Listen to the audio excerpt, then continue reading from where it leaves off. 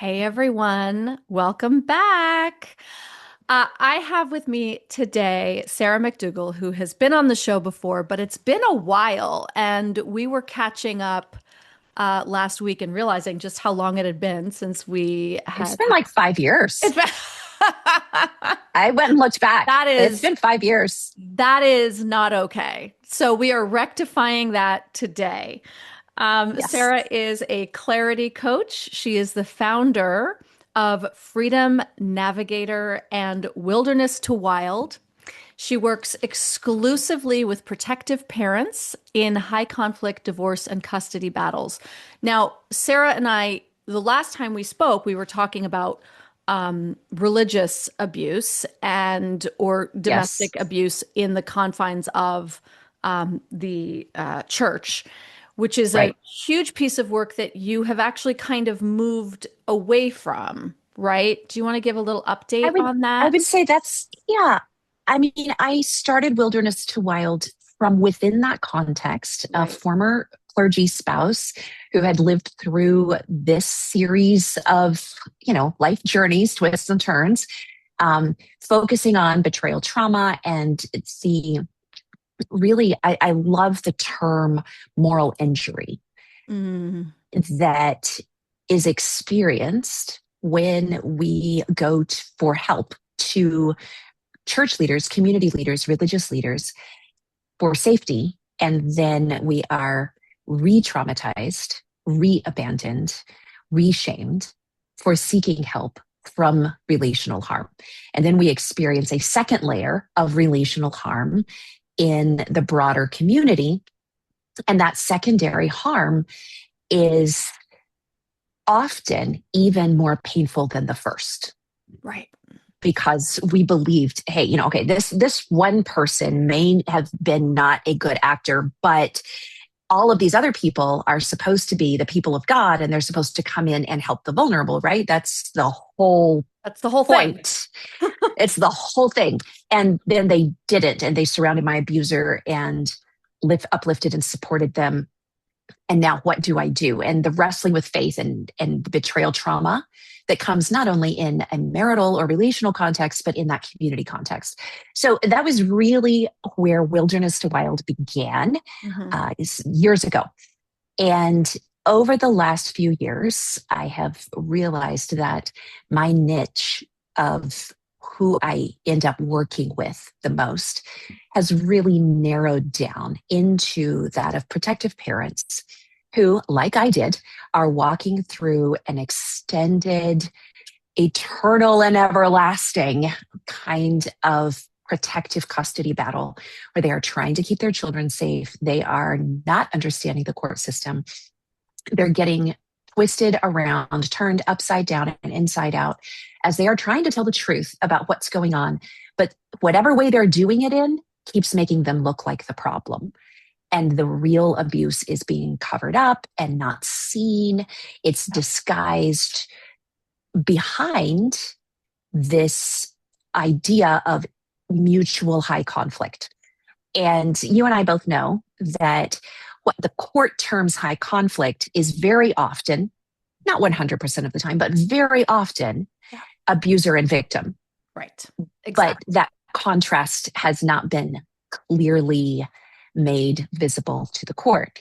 So I work now with those high conflict cases, knowing that more often than not, it is an abuser victim situation. And I work with the protective parent. Wilderness to Wild is still there.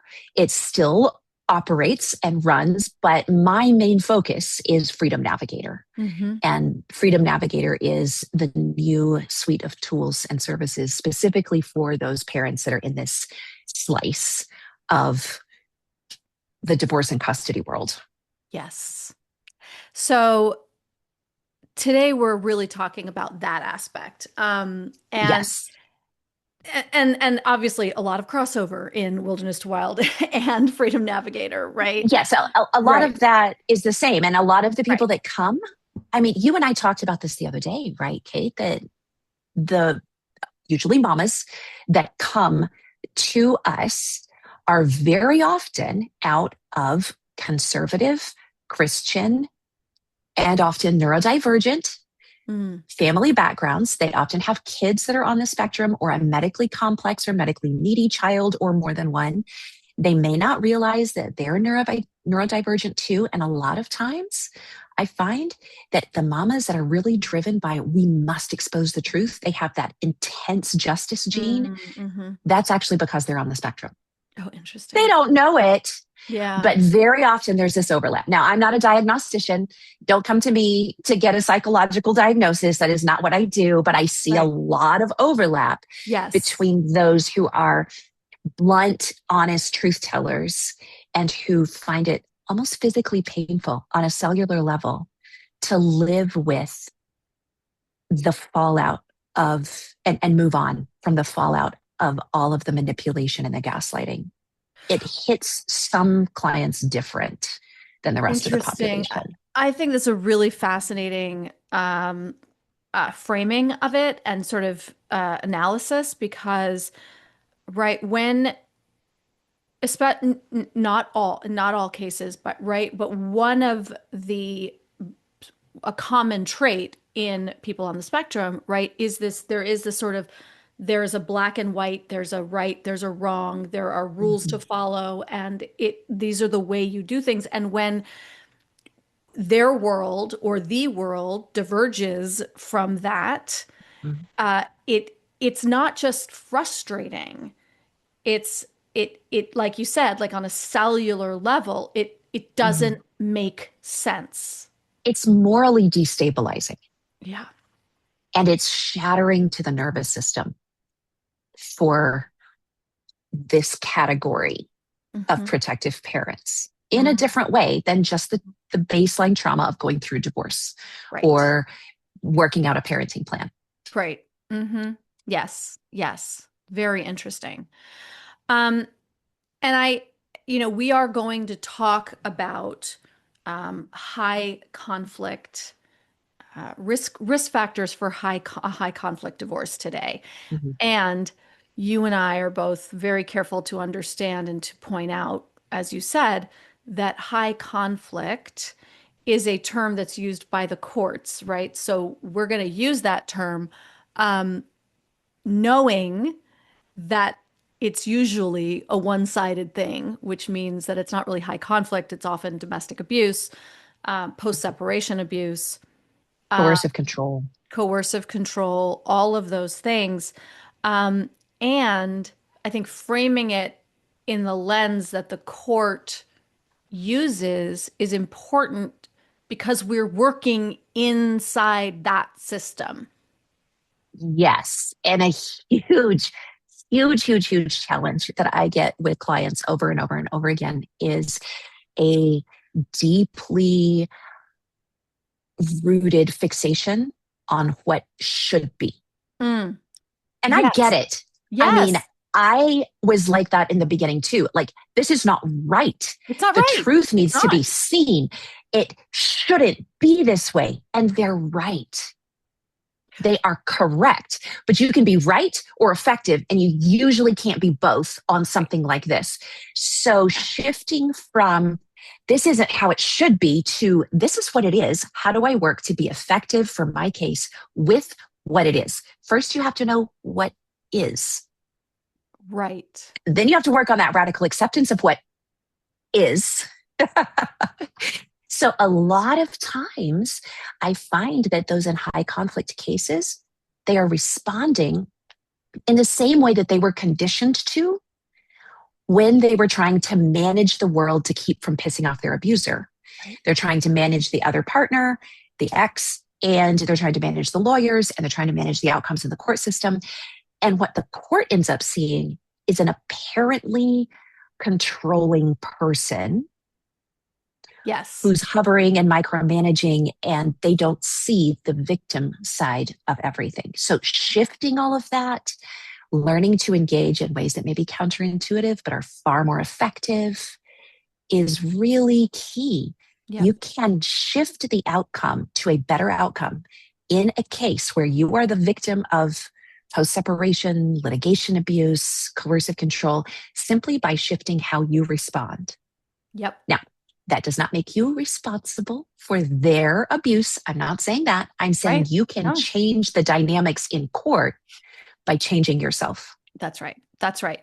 We can't change the other person. We can't Correct. change, Right. right? But we can be responsible for our own behavior. And, it, when we're sitting there screaming for justice, it's completely justified. It is Mhm. 100% like correct. Like Yes, we, and it is valid. valid and ineffective. And it Yep. will That's a more really, often backfire. yep, it's a fabulous way to lose custody, to try to Yes. change the court system and make it what it should be while you're trying to fight your own case. Wait until your Yes. youngest is 18 and then go change the court system. Right. I say that to all my clients. Like you can be Yes. activists when you're done. We Right. welcome you into the fold, into the activism fold, and not till you're done. Yes. Yeah. Yeah. Hmm. Use this time to learn, to read, to research, to improve yourself, to stabilize yourself, to work on your nervous system, be with your kids. But don't go trying to lobby for legislative change while you're still in a court case. Right. Exactly. All right. So let's talk about you have created something. I took it. I took the assessment. I got Yes. my results. They were spot on. I took this. So you've created an assessment. It is a high conflict court risk index. So this is for people who are considering leaving, Mm-hmm. about to leave, maybe preferably before leaving, right? Ideally, take it before you get out, but if Right. but better late than never. Take Exactly. it now. Exactly. If you've already left, that's fine. But yes. But so it assesses the risk based Mm-hmm. on some very, I would say, quick but thorough assessment. Like it doesn't take very, it's not Mm-hmm. like you're not having to write novels here. It's 20 questions and it takes 4 minutes. Yep. It's very quick and it's very thorough. Um, to assess the risk that you are in of your case becoming high conflict in court, right? Mm-hmm. That's what it does. I took it. I think most people know my divorce was not remotely high conflict. Um, in terms of, we didn't fight about a lot of stuff. It was fairly straightforward. Like my ex is the kind of guy who was going to be like father and divorced dad of the year. So Gotcha. there was a lot of emotional abuse and infidelity and everything inside the marriage. But once the marriage was over, um, he was gonna be like the best guy to divorce in the world, right? Because that's the brand of narcissism that he has, right? He's gonna show Okay. the world that he's amazing. Um, and the assessment got that right, just like got it. And Nailed it. and I had some indicators. I had a low, like I think it was like low to moderate, right? Mm-hmm. I think a lot of people feel that, and I've said this a million times, you don't always know, like you don't know who you're divorcing until you divorce them, right? There, Yep. but this assessment, I think, makes that uh less of a Hidden. crapshoot. Yeah, it's less hidden, a lot easier. And that's my goal. So I created the high conflict court case risk index for the purpose of helping two audiences. One, the protective parent, the person who's getting ready Yeah. to divorce or is in the middle of divorcing and is like, wow, this is not going the way I thought it might. Yeah. Um, Yeah. and for helping providers who work with clients who are in or considering divorce. So that would be therapists, counselors, domestic violence advocates, and attorneys, and so on. So those two audiences, in both cases, the client themselves is the one who would take the assessment, but whether you are taking it on your own for your own information or you're taking it because one of the people in your life, one of the professionals in your life is saying, hey, I want you to take this so that Yeah. we can discuss it. It's there for both types of situations. Yeah. And the whole point is to give you a data driven, um, objective assessment of how high that risk is, that this will be long, drawn out, difficult. And that is not to scare you. It is to Right. empower you. That is not to say, oh, wow, this is going to be a challenge. So you should probably not leave. That's not the point. No. If it comes back as moderate or high, or even very high in one of those upper categories, then what follows is a, a series of supports so that the provider that you're working with, or you yourself, if you're taking it on your own, Yeah. can have a better idea of what you need in order to get a safer outcome so that you don't go into it blind. Now, Yeah. I know years ago when I started, I was so naive. I mean, I wasn't a lawyer, right? I was a mom. Right. I was a pastor's wife. Now, I knew a whole lot about my area of expertise. I had a degree, and, when it comes to branding and marketing, that was video production. That was my thing. That was my jam. But, I love to write. But navigating the legal system, I thought you show up, you say, this is what happened, you did this. And then they're like, oh, we can't have that. Let's That's protect you. awful.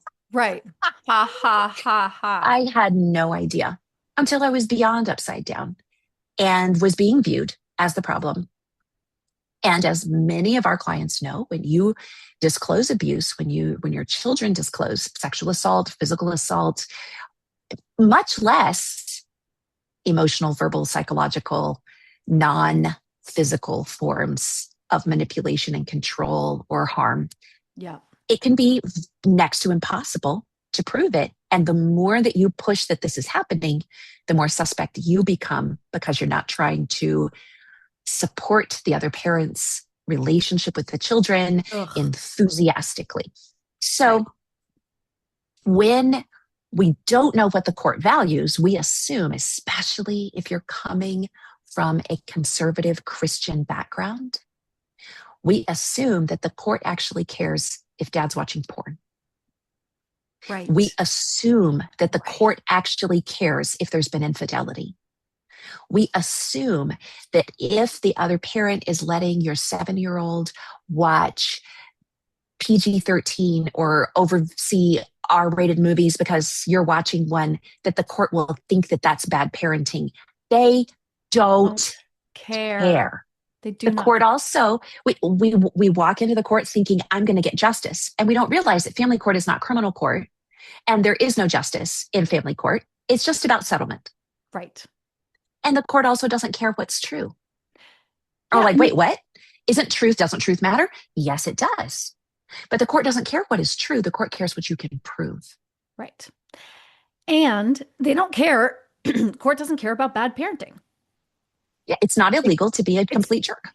it's not illegal to be a bad parent. It's not illegal to right. It's not illegal to have your kid play, inappropriate video games. Yep. Like It's not illegal to leave them unfiltered on the internet. It's not illegal in many states to spank them to the point of bruising, as long as you don't break anything and they don't end up in the ER. There's so much right. that Right. is not illegal. And a protective parent deeply wants, like, you gave your life for these kids. They're your whole world. You want them to be okay. And you're focusing on things the court doesn't care at all about, instead of focusing on things that can actually get you a good outcome. Right. And you may not have gathered any evidence and documentation in the first place because it wasn't cool. Maybe theologically, you were taught not to keep a record of wrongs, or not to talk to anybody about anything, never to call the police. So now what you're supposed to do. Right. Yeah. Or maybe you did call the police and they didn't deem anything worthy Right. of a record. So, Exactly. right? Also true.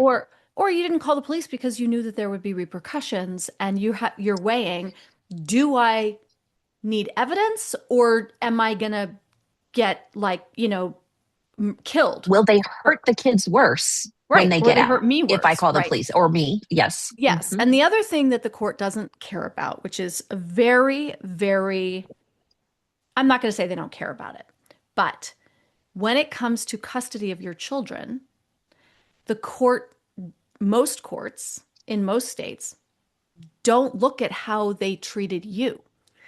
So he could Yes. have Right. abused you horribly, hmm but he never hmm hurt the kids. So just because there was domestic violence between spouses does not mean that they're not a good parent, is the Right. baseline assumption. Now, you and I Now, both know, just to be clear, yes. in this conversation, we know that's absolute bullshit. We know that. Yep. We're not saying that that doesn't matter because it does. We're saying if you go into court alleging domestic abuse and how he treated you, but there's no evidence of him abusing the children, the court will not care. Weigh that heavily. It is unlikely to weigh Yes. that heavily. Right. And, and, Better said. and that goes back to that, what it should be versus what it is. Right. And Yep. we're not saying that it shouldn't be better. That's right. I'm not saying that we shouldn't call high conflict cases post separation abuse or coercive control cases, but we do have to operate to get the best outcomes in the world that is. That's right. So That's we right. can acknowledge that it should be different and then say, hey, here's advice about how to work in the framework of what actually exists. Yep. And that's what the risk index is for, is to yes, empower you for better planning toward that. exactly. That's what it's And for. so, yes. And so, okay, so let's get into, right? So you take the risk index, right? It comes back and it says, oh, girl, you in trouble, girl, right? Um, Yeah. and you're You got like, a top score. you Yay, gotta take you, you. yeah, right. You aced it. You aced the test. Now what? Right. So now, this sort of points to one of the conversations that you and I have, often and that we have a lot on this podcast, right? It points to the need for an interdisciplinary team Yes. to help you, right? Because your attorney isn't going to get this necessarily. You're going to go to your attorney and be like, well, he did this and he did this and he did this. And they're going to go, whatever they're Okay. going to say, it's not going to be what Sarah and I would say to you, which is, yeah, that sucks. And we have to look at this in a different way. And let's think of how this works strategically. An attorney might just sort of brush you off or not take that seriously or not explain to you why it doesn't matter. Mhm. Um, you know, you need to have a place that is safe to process to hold what actually happened to you, right? Um, I always talk about how in order to really be able to think and act strategically in these cases, we have to process the trauma. When you are in a trauma response, you can't, physiologically, you cannot think strategically. The prefrontal cortex that is responsible for that is hijacked when Mhm. you are in a trauma response. So we got to get you to a place where you're not spending tens of thousands of dollars calling your attorney hysterical because of shit that he did. I have seen clients go through attorney after attorney simply because they wanted their attorney to treat them like a therapist. Right. Your attorney is not there to be your therapist. And that can be really, really hard if you don't have a therapist that you're talking to. Mm-hmm. And also, I mean, just to add on to that, and you know this too, from because we both work as coaches, your therapist and your attorney don't know how to coach you strategically. They're not a coach. There is no module that I'm aware of in counselor licensure training, in therapy licensure training on how to understand and navigate the court system or how to navigate a contested custody extended battle with somebody who will not co-parent. There's also no There's no module training on on that. recognizing domestic abuse. Well, I mean, if you want to get really simple, Kate. So, which is why you want a Right. therapist who has advanced training in Yes. this But even arena. a therapist who has advanced training is almost never, very rarely will you find a therapist who also understands strategic coaching and who also understands that. So you need more than one person. You need a really good primary care physician who's staying on top of what's happening in your body because your body is getting beat up with your nervous system with all of this. You need a good counselor who has that advanced training and gets the trauma side of things Yep. and can help you untangle that. You need a strategic voice that is not just your attorney, not giving you legal advice, but helping you manage yourself and your own strategy and parenting your kids through post-trauma stuff Yep. and that kind of thing. And you need an attorney, and you need to be able to let your attorney stay in their lane. Yep. Otherwise, this will cost 10 times what it might have to. That's right. And I want to like, I know that, I was thinking about this from, you said, primary care physician, you need to have a primary care physician. Well, when you have a primary care physician, right, they kind of just take care of, the basics. But if you have a diagnosis, you also need, I don't know, an endocrinologist or a rheumatologist or right. Mm-hmm. And if you have those, you also might need a dietitian or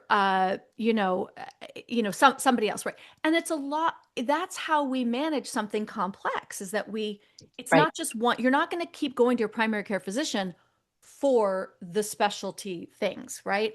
And when Right. you have a specialty, you're going to go to your oncologist, you're going to go to a support group if you have cancer, as you well know, right? Yeah. There Ask me are how I know. right. um so, and when it's your health, you have health insurance, right? Now, a coach is not covered by insurance. Your health insurance, Um, right? and your therapist who is covered by your insurance is probably not somebody who has extra specialty training in all Right. of this stuff, right? Right. And so, yes, it's expensive. And if you are relying on your attorney to be all of these things, it will be far more expensive. You know what, girl? If I had had someone like me Yep. in the first 18 months of Yep. my divorce process. Yep. Well, I mean, I was divorced in less than 18 months, but then I had nearly a decade long custody battle. Um, but if I had had someone like us, Yep.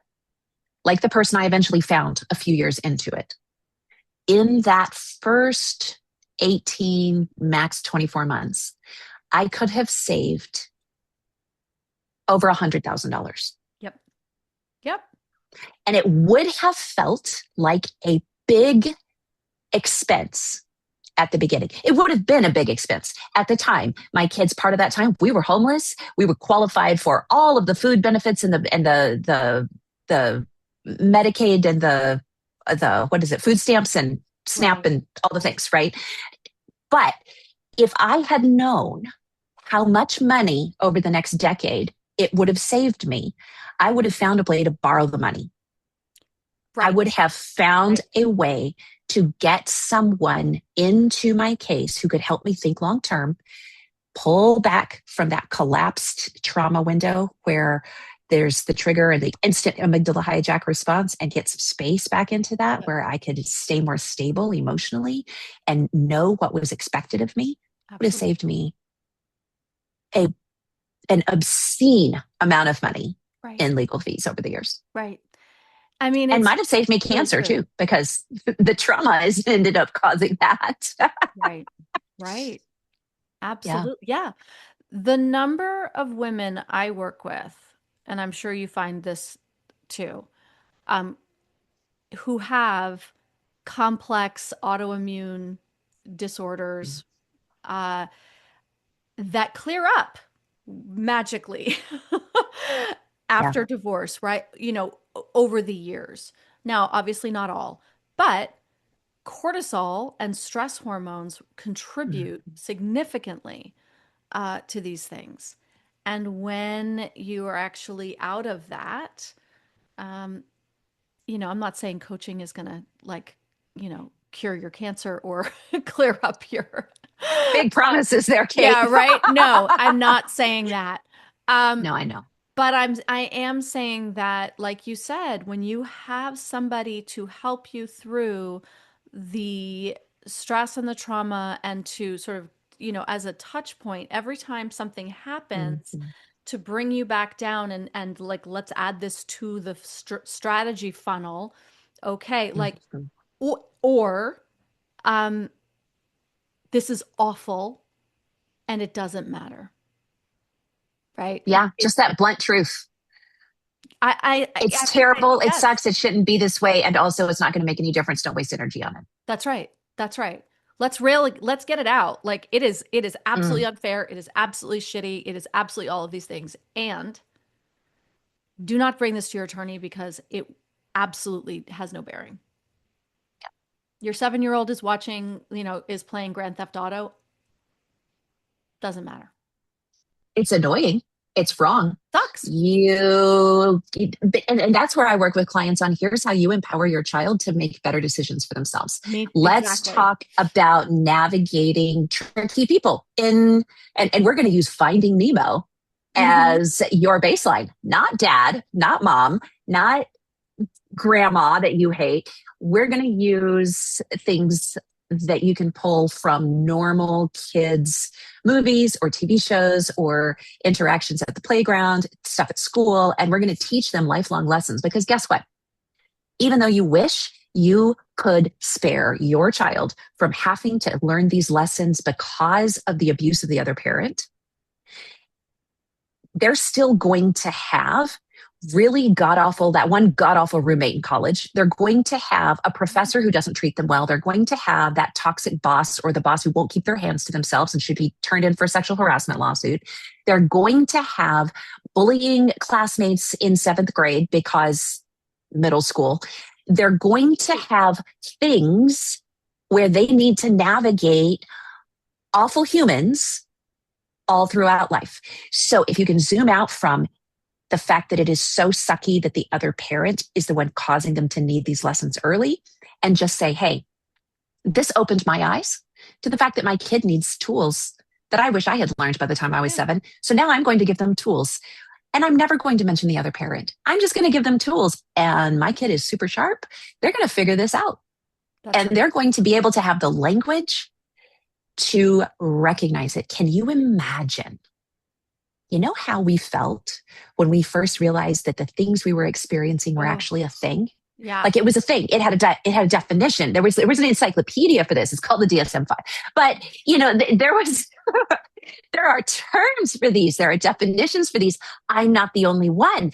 Other people have seen this too and experienced this too. Wow. Yep.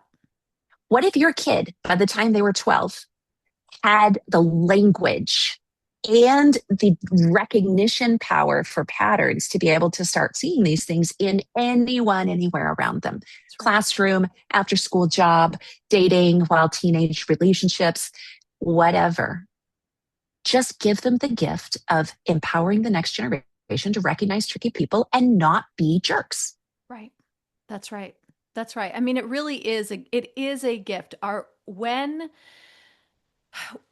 we want to be protective parents, right? And I Mhm. think that sometimes the protective parent feeling is like, I want to build a castle and a moat, and protect my child from all adversity inside of that. That isolationist bubble wrap. Like, right, exactly. Like, let me just like protect, protect, protect. Whereas I think our greatest protection is exactly what you just Mhm. said. It is not protecting them from all harm. It is teaching our children how to face adversity, how to Navigate. be and navigate, how to navigate difficult people, how to Mhm. be in high conflict situations, which, as you said, are going to come up the rest of their lives, right? Right. So the conversations we have with our children are not trying to keep them away from the parent or whatever. It's more like, I'm so sorry that your dad said that to you. How did you feel about that? You know, Asking questions instead of giving answers is a right. big one. What did you want to say? Like, how would you want to Mm. respond to somebody if it wasn't your dad who said something like that to you? Or, What could you do next time? yeah, right. Why don't you plan ahead? What How if did you this happens feel? again? What would you do? How did you feel about that? And like, would you feel comfortable saying that to your dad? Would you feel comfortable, Mhm. saying that this really hurt my feelings?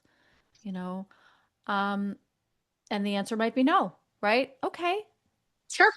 yeah.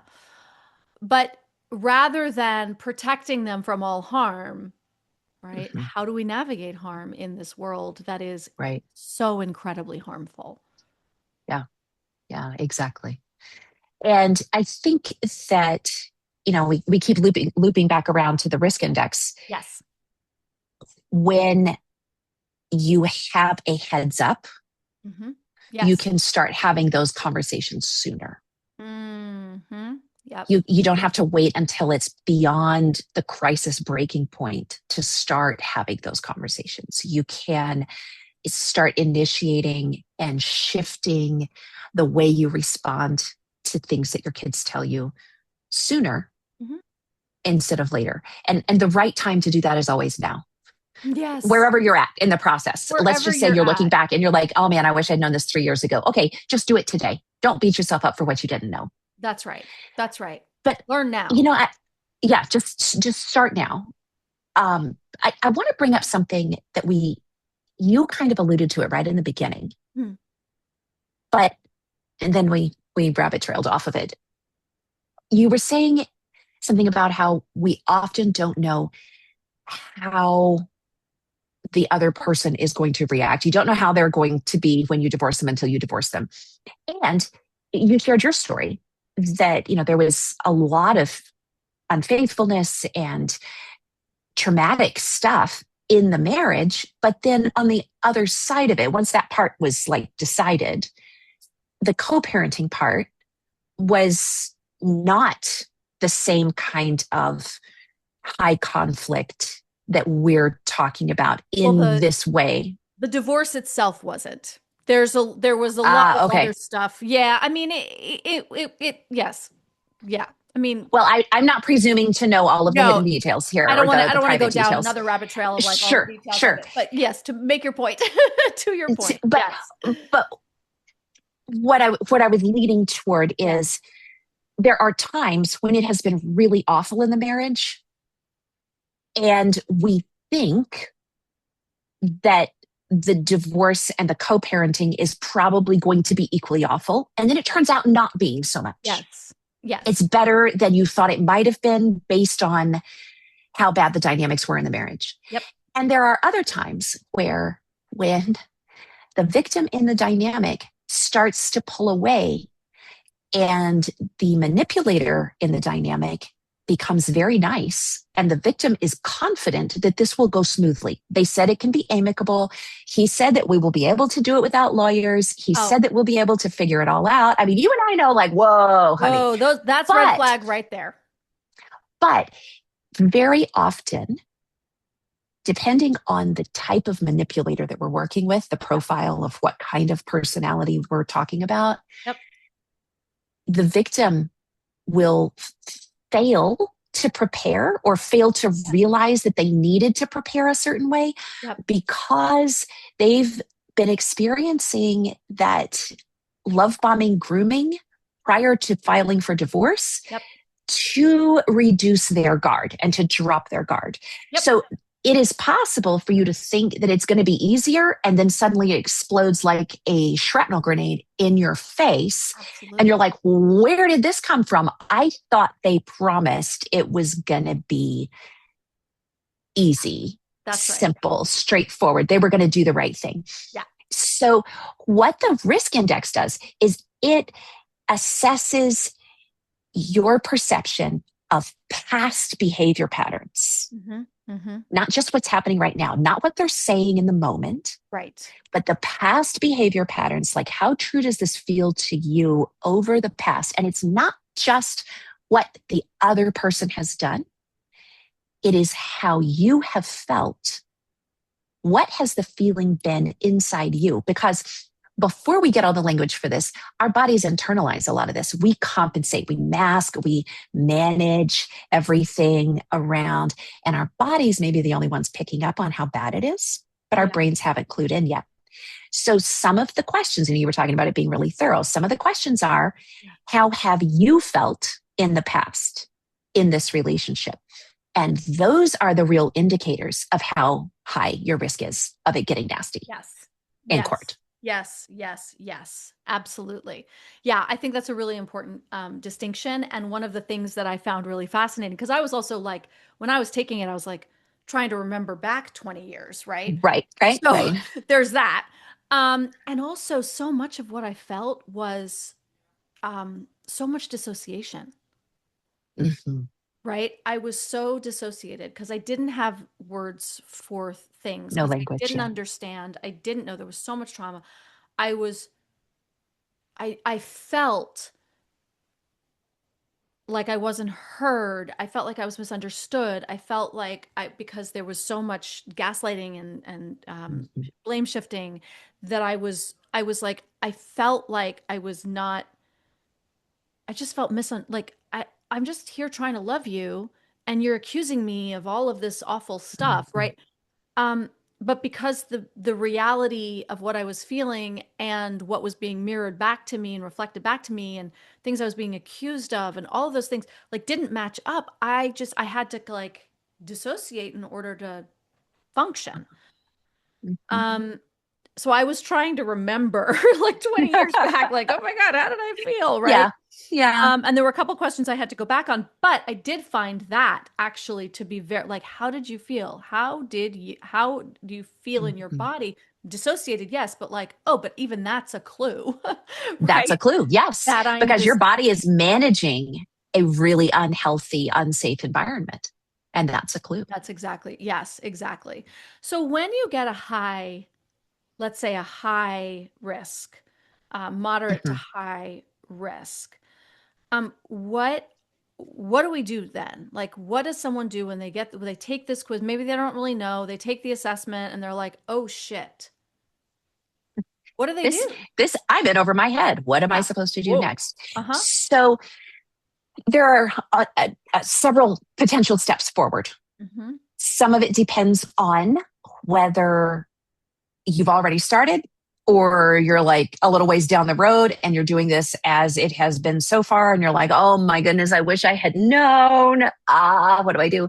So ideally, if you have that interdisciplinary team, Yeah. my desire is for you to take those results to your provider, Yeah. therapist, attorney, if you have a relationship where you can bring something to your attorney, but definitely to a counselor. If you have a domestic violence advocate or a crisis center advocate, family justice center advocate, take it to them, um, and say, hey, this is what this is showing. And when you get your results, because it spits out email results to you immediately, Hmm. and it breaks them down. So Yeah. you can take the results in the different domains, different areas of life, and how you rated it to it's not just a final score. You can take the whole results Yeah.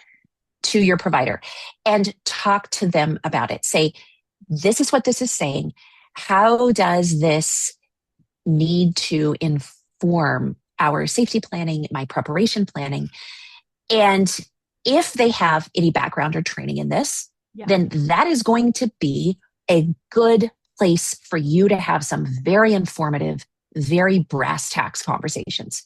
If they don't have any training in this, you can tell them to get the provider toolkit, because I Right. have a provider toolkit that goes with it for providers to use to have an interpretation and scoring guideline. So I do have that available for providers. If you're a provider that is watching or listening to this right now, that is available. You're going to put those in the show notes, right? We're going to have those Yes. available. Yes. Absolutely. Um, Yep. and then Yep. you can use this with your clients. And I have client scripts and I have reflection prompts and I have a lot of gentle supports to help your clients not catastrophize or be over alarmed, but to feel empowered and informed. Mhm. So if you're doing this, you get something that says, hey, you're going to need help, or you do need help. And maybe it's preparing you for the future or validating what you already know in your gut you're already experiencing. Then my first step would be to take it to the provider you already have trust established with, Right. and discuss it with them. Let them work with you and plan things out. If you have no one, or you don't trust the providers that you have, then we have tools. I mean, I have a protective parent support group that has weekly clinic calls and a whole series of tactical guides to navigate the court system, and has templates for documentation gathering and tools for all of that, all built in. So that's called Base Camp with Freedom Navigator. We have that. We have Battle Plan, one-to-one text coaching. If you really need to amp it up and have direct personal access, you can talk to someone like Kate. You can talk to someone. I mean, there are a number of good, reputable people who are coaches Yeah. that can help you with that. And, or you can take the information, and maybe you have the kind of personality where you understand systems and organizations. You've got the education. Maybe you run your own company and you're like, okay, this gives me the information I need to know. I think I know what I'm going to do with this. And it just validates what your gut is already saying. You now have objective support and validation for that. And you may say, hey, I think I can handle this. This is what I'm going to do going forward. So whatever that Yeah. pathway is, Right. your Yeah. local provider, getting a coach, or joining a support group through Freedom Navigator or something else that you trust, and just invalidating and informing your own plan. Yep. Absolutely. I think the support network, the group work it is so Mm-hmm. important. We heal in community Yes. of people who get it. I have Mm-hmm. a group program, you have a group program, right? So the group work is one of, I think, the most healing aspects of I this. agree. I was I just agree. listening to a woman talking about betrayal trauma and how the group healing process is the most effective. Because when you're surrounded by a bunch of women who go, "Yep, I get it. I've been there. You're not crazy. I've had this too," right? You feel seen, you feel witnessed, you feel validated. All of the things that, like, in a minute, can Mm-hmm. bring your nervous system down to a baseline. Yep. Um, and it really is, I think, the best way to do I group agree. work for sure. Um, so, okay, Sarah, where can everybody find the high conflict court case risk index and take and everything that goes with it, right? If you're for the providers, everything else. We will put all of this in the show notes, but I like to say it out loud too for people who don't remember to go back to for Yeah, people with good right? memories. For people who just don't want to do all of that, I mean, I totally understand. Hold on Okay. 1 second. Yep. So I got it. what I went to just pull up is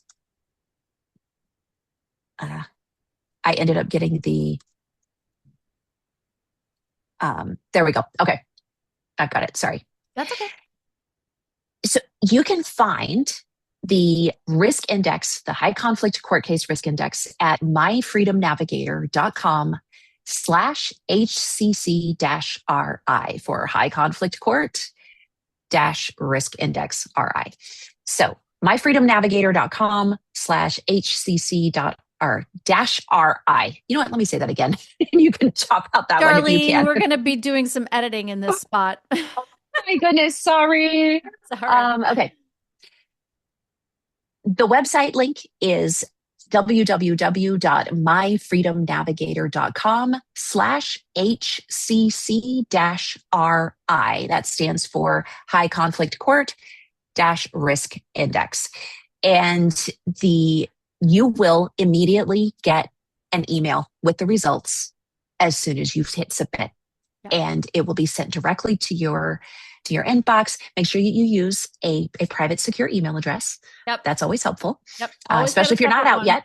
Always Always set have up a a safe email. separate safe email account for all your divorce Mhm. stuff. I say it all the time. Yep. Yep. And so right there at myfreedomnavigator.com. Amazing. And anything else that you think we should know before we wrap up or that I, you want people to know?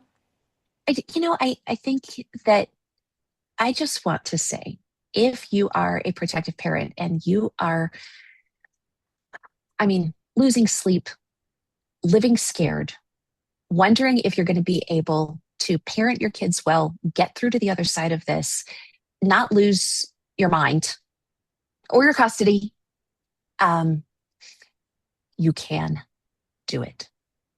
It is possible. I have lived through it. Kate has lived through it. You can make it through to the other side. You are not alone in this. You may think your case is the worst thing that the court system has ever seen. It may be really bad, Sure. but I guarantee it's not the first really bad one. That's right. And even years in, it can shift dynamics. You can turn things around if you're willing to look at things strategically and prepare differently and interact differently. And it's okay if you didn't know. Absolutely. The only Absolutely. thing that counts is what you choose to do from here on out. That's right.